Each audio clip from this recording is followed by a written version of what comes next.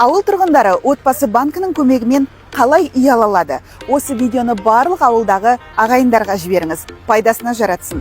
Егер атыңызда үй жоқ болса, онда сіз мемлекеттік бағдарламаның көмегіне жүгіне аласыз. Бастапқы жарнасы бар болғаны 10%. Сосын айта кететіні, қай облыста кезекке тұрсыз, сол облыстың орталығынан, яғни қаладан үй алуға құқылысыз. Отау және наурыз бағдарламалары арқылы да баспаналы болуға болады. Бағдарлама бойынша ауылды жерден де, қалалы жерден де баспаналы болуға рұқсат етілген. Бастапқы жарна бар болғаны 20%.